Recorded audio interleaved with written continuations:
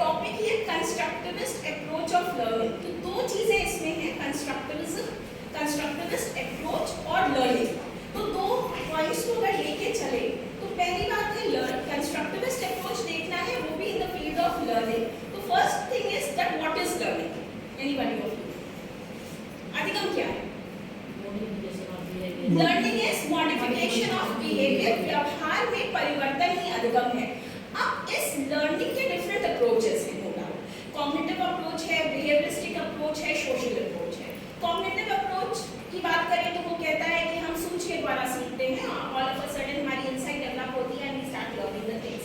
Behaviouristic approach को अगर लेके चले तो बिहेवियरिस्टिक अप्रोच ये कहता है कि हम स्टिमुलस रिस्पांस के बॉन्ड की वजह से लर्निंग करते हैं। सोशल लर्निंग की बात करें, सोशल अप्रोच की बात करें तो वो कहता है कि हम ऑब्जर्वेशन के थ्रू लर्निंग करते हैं, जैसे बैकग्राउंड। इसी तरीके से फिर एक नया ये अप्रोच आ गया, कॉग्निटिव अप्रोच ऑफ लर्निंग। और ये कॉग्निटिव अप्रोच जो है it is actually a theory of knowledge, ज्ञान का सिद्धांत है।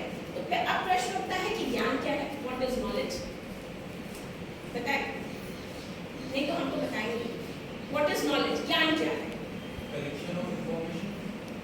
कलेक्शन ऑफ इंफॉर्मेशन एंड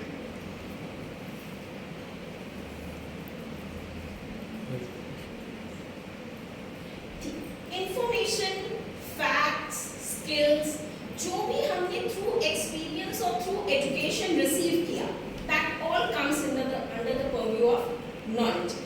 तो अनुभव और शिक्षा के द्वारा जो भी ज्ञान, जो भी तथ्य, जो भी सूचनाएं हमने प्राप्त करी, वो सभी हमारे ज्ञान के अंतर्गत आती है। और ये जो उपागम है लर्निंग का, जो कंस्ट्रक्टिविस्ट अप्रोच है, वो यही बताएगा कि कैसे नॉलेज कंस्ट्रक्शन होता है। अब जैसे क्रक्स इसका कंस्ट्रक्टिविस्ट अप्रोच का यही है that knowledge is not received और knowledge is not provided but it is constructed. That means कि जो नॉलेज है, ना हम किसी को ज्ञान दे सकते हैं, ना हम ज्ञान प्राप्त करते हैं, बल्कि हम ज्ञान का निर्माण करते हैं।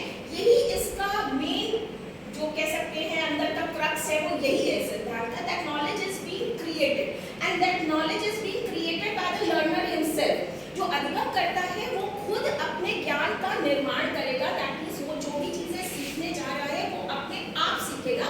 एंड क्योंकि it is being constructed by the learner himself, जो अधिगम करता है खुद अपने ज्ञान का निर्माण करेगा, तो दैट मींस जो टीचर है उसका रोल सेकेंडरी हो जाएगा यहाँ पर, और जो शिक्षक है वो सिर्फ उसको फैसिलिटेट करेगा, सिर्फ मदद करेगा कि कैसे विद्यार्थी अपने ज्ञान का निर्माण कर सकता है। अगर इसी कॉन्टेक्स्ट में देखें तो अरविंदो ने कहा है that nothing can be taught, everything can be learned। कुछ भी हम पढ़ा नहीं सकते, बल्कि सब चीज हम सीख सकते हैं। तो सीखने वाला क्योंकि अधिगम करता है, he is going to create the knowledge by himself। अब because student अपनी knowledge को खुद create करेगा and teacher will be a facilitator, that means कि जो teacher है वो सिर्फ ऐसी opportunity create करेगा, ऐसे अवसर प्रदान करेगा कि जो विद्यार्थी है वो अपने आप अपनी नॉलेज को डेवलप करे, विकसित करे। दैट मींस कि टीचर एक्सपीरियंसेस देगा, अलग अलग तरह के अनुभव प्रदान करने की कोशिश करेगा, और उन अनुभवों के आधार पर जो विद्यार्थी है वो फिर उन अनुभवों को प्राप्त करेगा, उसकी एनालिसिस, सिंथेसिस करके अपने ज्ञान का निर्माण खुद करेगा। नेक्स्ट, अब कंस्ट्रक्टिविज्म की बात करें तो it is an approach of learning which is based on the idea that knowledge is constructed by the learner through his mental activity. अपने आप जो ज्ञान का वो निर्माण कर रहा है, तो कहीं ना कहीं उसकी मानसिक प्रक्रियाएं उसमें वर्क करेंगी, मेंटली एक्टिव होना पड़ेगा। And it deals with the question that how people learn, not what people learn, लेकिन कैसे वो अपने ज्ञान का निर्माण कर रहा है, कैसे वो चीजों को सीख रहा है। ये पूरा का पूरा कंस्ट्रक्टिविस्ट अप्रोच उसी पर एम्फसाइज करता है कि लोग कैसे सीखते हैं और कैसे सीखते हैं। जो अभी मैंने आपसे कहा कि वो स्टिमुलस रिस्पांस बॉन्ड की वजह से नहीं सीखते हैं, वो अपनी सूझ की वजह से नहीं। कंस्ट्रक्टिविज्म क्योंकि कॉग्निटिव की बात करें तो थोड़ा सा सूझ की बात अभी लेटर ऑन आ जाएगी, लेकिन यहाँ पर वो निर्माण खुद ही कर रहा है। सोशल लर्निंग कह रही थी कि देख कर सीखते हैं, तो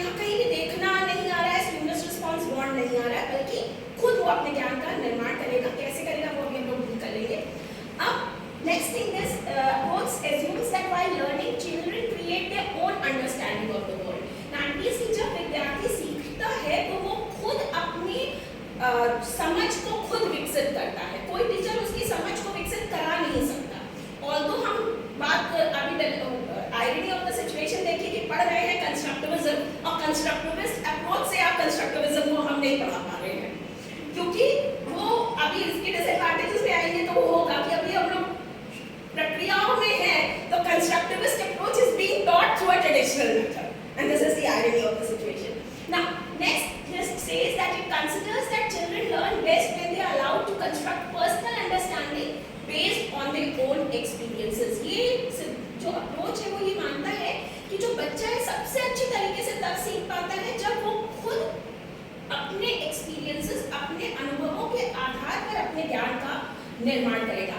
हर विद्यार्थी दूसरे विद्यार्थी से अलग है, इंडिविजुअल डिफरेंसेस है, एक्सपीरियंसेस अलग अलग है, तो दैट मीन्स उसका जो नॉलेज क्रिएशन का प्रोसेस होगा वो अलग अलग पॉसिबिलिटी है कि वो अलग अलग तरीके से अपनी अंडरस्टैंडिंग के अनुसार अपने नॉलेज को क्रिएट करें.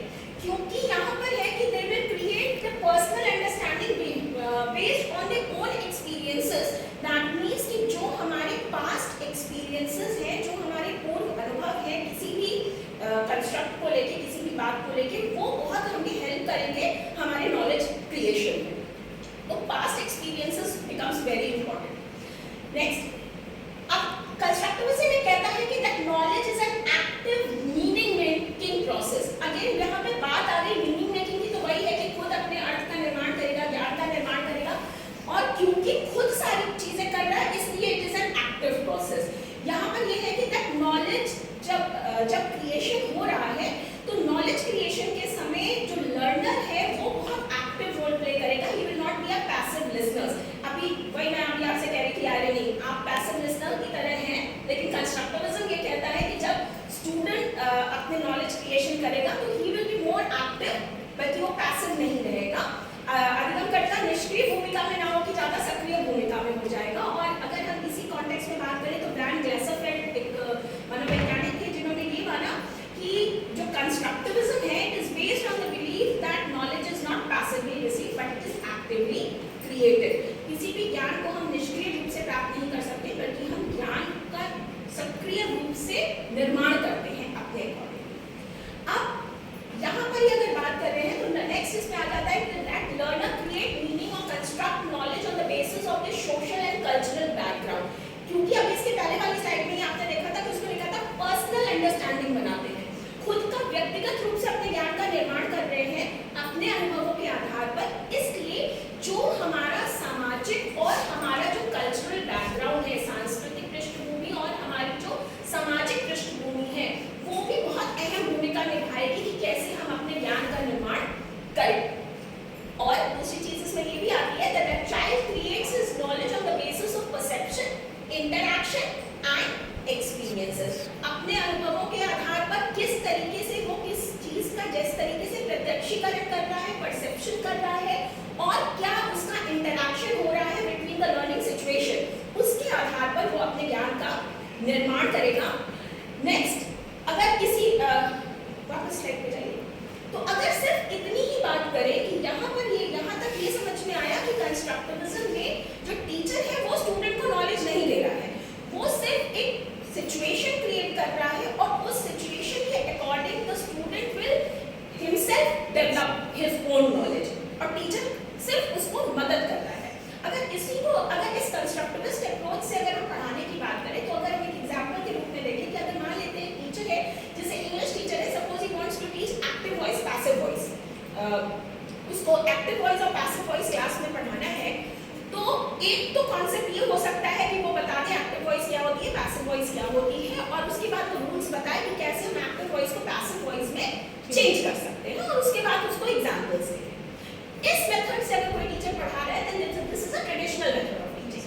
But now if the same teacher wants to teach this active voice and changing of active voice into passive voice to constructivist approach, अब वो क्या करेगा? He will just give the examples. Suppose for example she rang the bell, active voice, और इसका passive voice है the bell was rung by her. She sang a song, the song was sung by her. अब teacher ने examples blackboard पे लिख दिए. And now the teacher will ask the students कि अब आप बताइए कि ये active voice या passive voice में change हो रही है, तो what are the changes you can observe? अभी student को कुछ नहीं पता, rules नियम, he is unaware of everything. सिर्फ और उसे active voice passive voice का concept भी नहीं मालूम. Just the teacher will write the examples on the blackboard and he will then ask the student, now you tell me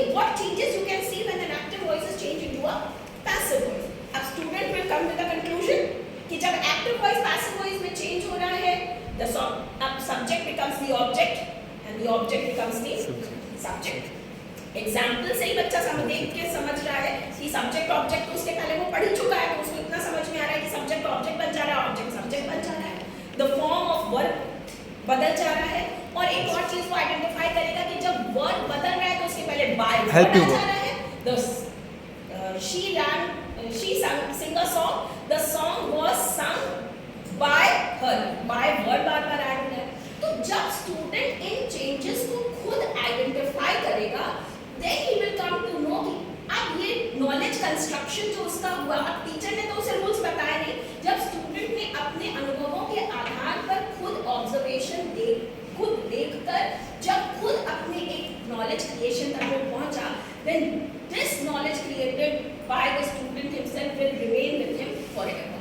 वो class में पढ़ाया हुआ ये रूल्स याद कर लो, वो कुछ समय बाद भूल सकता है, लेकिन जब खुद नॉलेज कंस्ट्रक्शन करेगा तो that will go with him forever. So next